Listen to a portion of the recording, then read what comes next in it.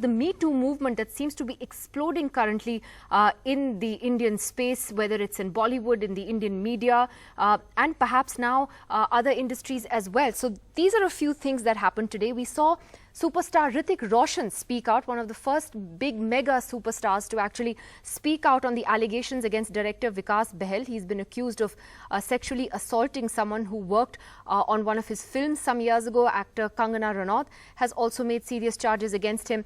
And Hrithik Roshan has just completed a film with him, saying it's impossible for me to work with any person if he or she is guilty of such grave misconduct. I've requested the producers of the film to take stock of the apparent facts and take a harsh stand. This is not to be hushed or brushed under the carpet. All proven offenders must be punished and exploited people must be empowered and given the strength to speak up. Remember, there are a whole host of top Bollywood stars who have not said anything and who continue to maintain their silence on this important issue. But Hrithik Roshan has broken that silence, at least among the top stars of the film industry, and spoken out. Then something else happened today. The first big casualty of the Me Too movement in the media took place. Prashant Jha of the Hindustan Times today stepped down as political editor and bureau chief after a former colleague accused him of harassing her. In his letter to his editor, Jha has said, there have been specific allegations against me and my personal conduct, which have raised moral questions about my conduct, which is why he believes it's best for him to step down from this position. Also, if you remember, this entire Me Too story exploded last week when a comedian who worked with the comedy group AIB, it turns out, was sending explicit photos of himself to young women and even underage girls online. Well, AIB has been accused of covering that up because they knew about it and they didn't do anything about it, particularly its founder Tanmay Bhatt. And today AIB has announced that Tanmay Bhatt will be maintaining a distance from the group. He is not going to be associated with the group for some time. And they cannot overlook Tanmay's role, so he'll be stepping away till further notice. Another allegation has also come forward against another founding member of the comedy group, Gursimran Khamba, and Gursimran has also been sent on temporary leave. I also want to add here that in the course of this Me Too movement, NDTV has also received 2 complaints since Friday. In one case, it is a complaint against a former employee, and in the second, against current employees. NDTV's Internal Complaints Committee has started looking into this already and will take action based on what it uncovers. NDTV stands by its commitment to women's safety and absolute equality in the workplace. So that is to tell you about what we are doing. Well, we have actor Sushant Singh joining us from Mumbai first this evening. And Sushant Singh, thank you for joining us. And you too are among the rare voices from the film industry, the men at least, Sushant, who have spoken out today. You tweeted, in fact, about how disgusted you were when you read the entire account of how things played out with Vikas Behel and his film set. Yeah, thanks Nidhi. Thank you for having me on the show. I was very angry. Since yesterday morning, when I read about this whole thing, first of all, you brush something under the carpet, and then when you're shutting your production house, you try to be, this sad figure. What kind of behavior is that? Your anger is particularly targeted at Anurag Kashyap. I don't even. All of them, because Anurag, because of his statement that it was a beautiful dream, we succeeded and we failed, and now we are shutting down. As if what were you doing for last 3.5 years? While this girl was going through such trauma, her life was destroyed, and this man was enabled to become more and more successful. You're taking him to your parties, your press conferences, photo ops and everything, and now because for whatever reasons you're shutting down your production house, you're saying that we're doing it because of that? Really? You want the world to believe that? Shameful. Can I ask you honestly though that did this even surprise you that this is happening in the film industry? I'm sure you've come across a lot of horror stories, and I'm asking you whether we're going to hear much more.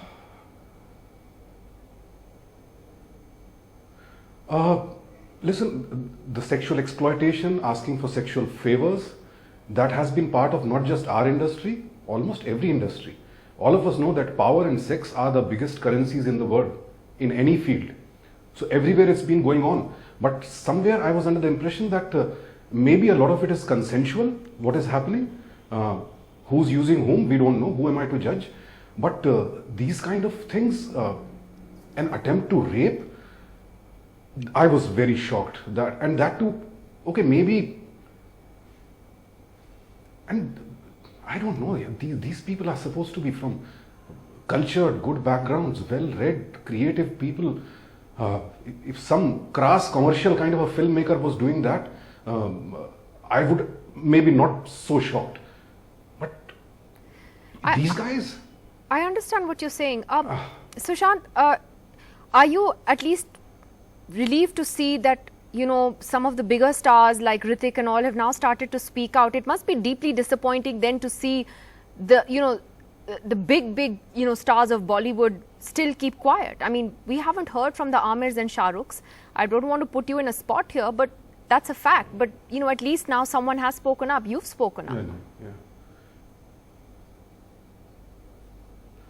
Huge respect for Hrithik Roshan, a man of high integrity. I worked with him, and huge respect for Kangana, all of those who are speaking up. Huge respect, very heartening that this movement has started here. And I implore all of our seniors, big stars, women, men, everyone, please do speak up. Please do not forget that we have never addressed this issue. It persists. Situation is bad. Women, men, all of them need to be empowered to speak up, and your voices will give them that strength. And let us also not forget, a lot of us who are part of this industry are also somewhere preparing, some of us at least are preparing our children to enter the same industry. Is this the place we want to give to our children? You've actually said, I don't care whether anyone gives me work after this or not. I mean, those are the kind of repercussions, is it, that make people want to keep quiet in the film industry? Haven't we seen that in the past? Careers have been destroyed, lives have been destroyed. We've seen that. Women, men kept saying, something happened, no one listened to them. They were branded mad or crazy or whatever. Just the other day, Apurva Asrani tweeted about some former actress who's now relocated to a foreign country, and she's gone through a huge trauma, and she's still scared of speaking up because some big names are involved. So I've reached out to him and told him that, you know, whether she's our member or not, I'll speak to the Actors Union in whatever country she is in and appeal to them to help her out if she is willing to come out. Sushant Singh, thank you. I would like to thank you sincerely for speaking out and not mincing your words and saying what you have today. It's rare to see that in the film industry, but it's great that you have done that. So thank you for coming forward.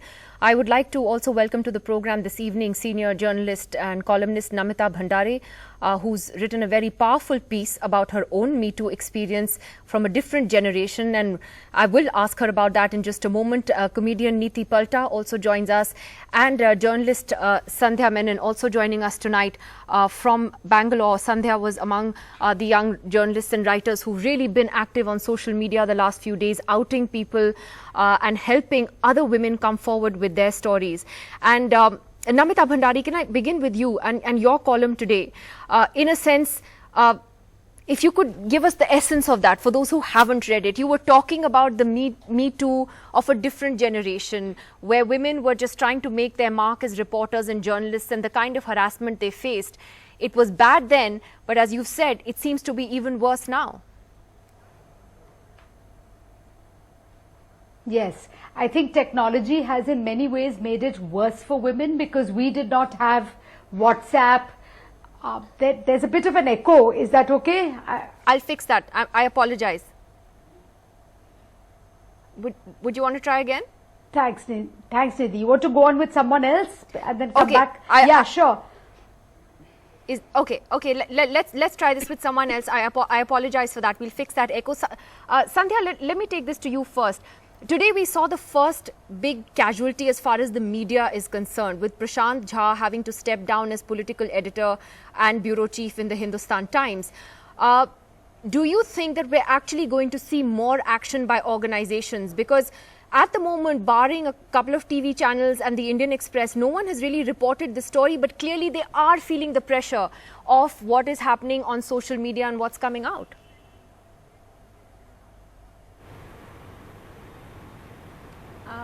I think we are going to see some sort of action, at least in terms of, I think minimally, I think we'll see a statement at least.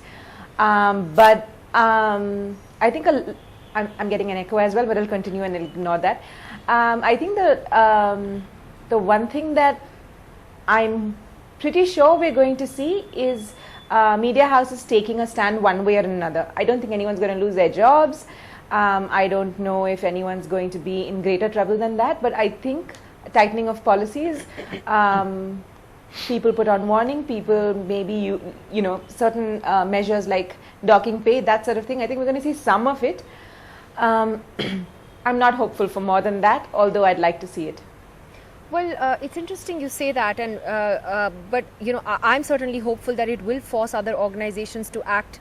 I mean, the Hindustan Times was forced to in that sense. But Niti, if I could ask you, you know, today's statement by the AIB, the comedy group, about you know, in a sense, it seemed like they were distancing Tanmay Bhatt sort of very temporarily from the group at the moment. I mean, what did you think of that statement? I personally thought it didn't go far enough. I don't know what you thought.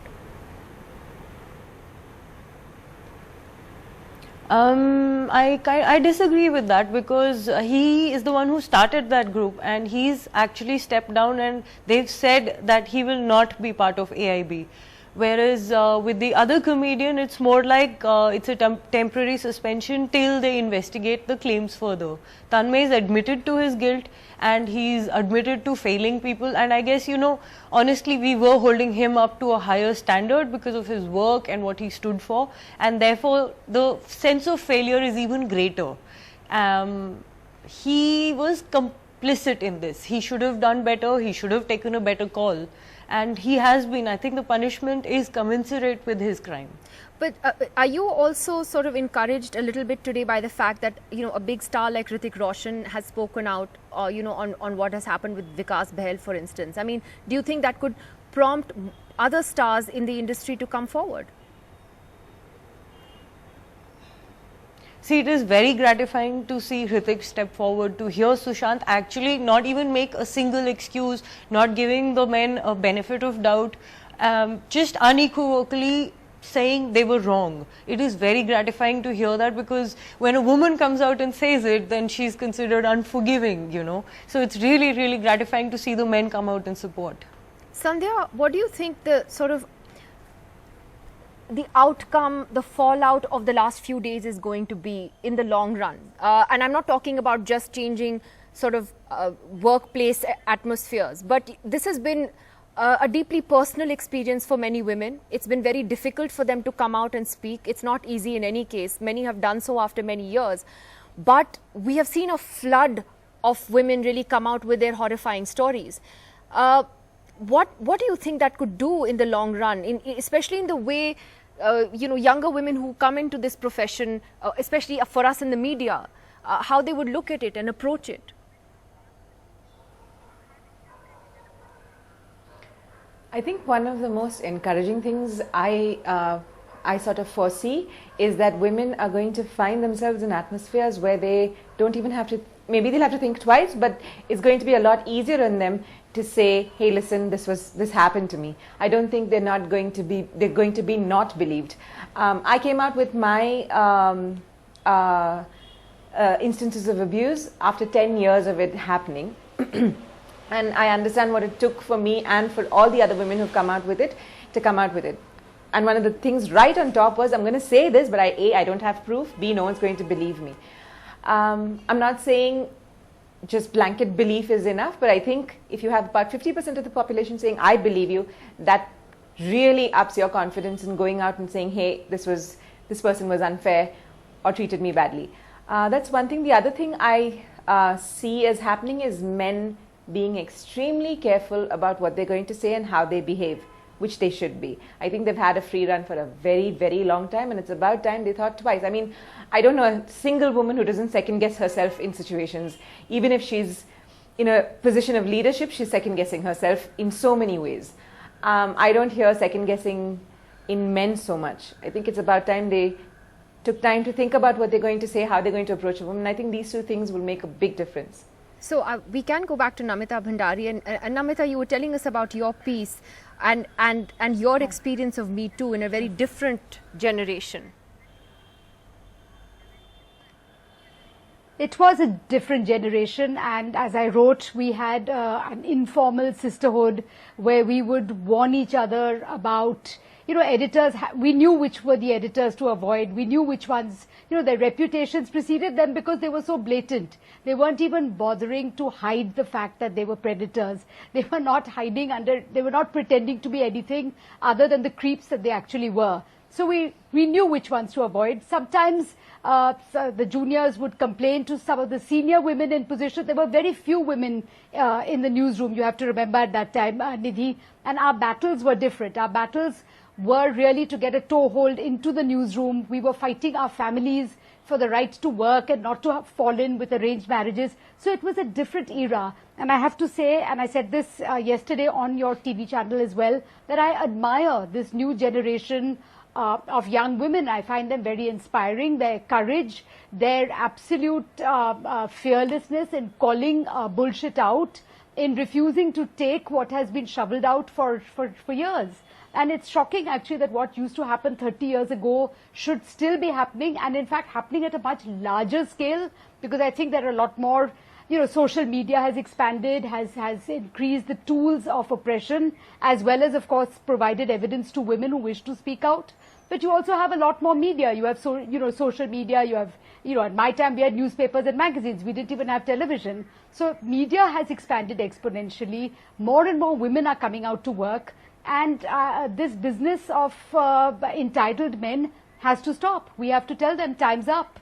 But Namita, do you think that this will also force organizations, let's talk about the media for instance, to sort of relook at, we're all by law supposed to be, we are all supposed to have committees that look into complaints, etc.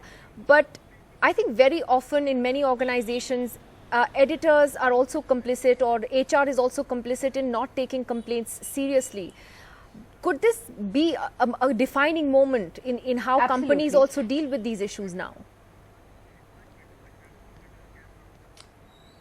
Yeah, absolutely. The basis of sexual harassment at the workplace is it's based on power, right? So the male boss is always going to be at the top of the hierarchy. The female subordinate is always going to be at the lower end of the totem pole. The one who is the employee who is more dispensable in that sense is the female subordinate and not the male boss. We saw an ecosystem ganging up together very actively to protect Pachauri, R.K. Pachauri, who had to be literally dragged out of Tehri, kicking and screaming, and the trial in that case is yet to begin. So you have to remember, but I think can you hear? Yeah, I can hear you. Go ahead. Hi, Nidhi, can you hear me? I think the indication in recent times, I mean, what we're seeing in Hindustan Times, for instance, a paper that I am associated with, but I'm not an employee. I write a column for them. There has an internal inquiry committee has been set up, from what I understand from the press release, and pending that inquiry, Prashant Jha has been asked to step down. So, and of course, he must get his inquiry. We must follow due process. Nobody is denying that. So I am actually heartened by the fact that a lot of media, I believe Business Standard is carrying on an investigation against a serious allegation. And I think media houses are going to have to speak up because of the sheer volume of women. So if you cannot afford any longer to take women employees for granted. You can't annoy them because we are there in numbers. Sandhya, I just wanted to know whether this was also a generational thing, that I see that a lot of those who've come forward and have really sort of come forward on social media, no holds barred, are younger journalists, younger women, their experiences in the workplace. I mean, this is a generation that seems to be saying that we're not going to take it, and we're going to fight this. I think it is a generational thing only because Namita's generation has laid ground for us to come in without worrying about, hey, I have to be as good as the next man and I have to prove myself here. I have to prove myself. That's like a job anywhere else, right? Namita's generation has laid a ground for us to stand on and be maybe 2 steps ahead of where they could have gotten. Also, we have tools that weren't available to them. I mean, you could see that as a bad thing or a good thing, but right now we have tools to reach out to people, and not just in terms of when there's trouble happening, but because of things like Twitter and Instagram, you follow each other, you never meet each other, but you're already building a relationship, and you know there's some level of credibility in the people that you're reaching out to. That automatically acts as something that makes you trust someone. So if you've got something to say, these tools are employing that. Screenshots, they didn't have screenshots. Where do you prove stuff, right? So I think it's technology, as well as the fact that a lot of the work has been done for us, and we will not, and like you said, we will not take nonsense, but it takes a while for us to get there, because we still worry about being believed. We still worry about not being employable after that. You're still the woman that makes trouble. You know, yeah, I mean, it's funny how Sushant had tweeted that I don't care if nobody gives me and work. we are speaking up. Yeah, no, but women are doing it despite that. But even poor Sushant Singh, the actor who was just on, I mean, he said, I don't care if I don't get work. Better late than never. For speaking out, for speaking out. Unfortunately, we've just, I think, lost the line with Neeti. I wanted to ask her, but let me ask you, Sandhya, this last question, which is exactly what you were saying, that there's still this fear that we won't get believed, right? What would you say to those people who've also been making the argument that it is unfair to name someone without any evidence to back it up, and based on just what you went through? And I mean that, you know, does this fall into the realm of defamation, etc.? What would you say to them today?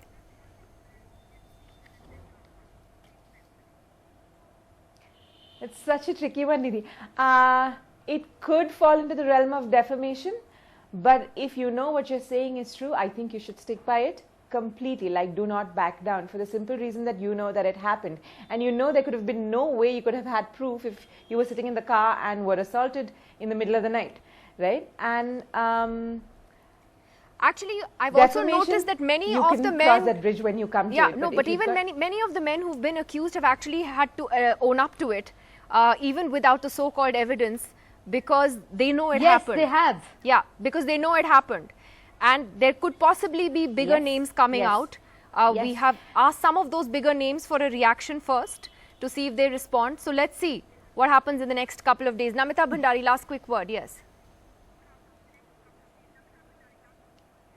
I just wanted to also say that, as you just pointed out, that a lot of the men have admitted, a lot of women do have evidence, and I think we should be careful about who's making the accusation.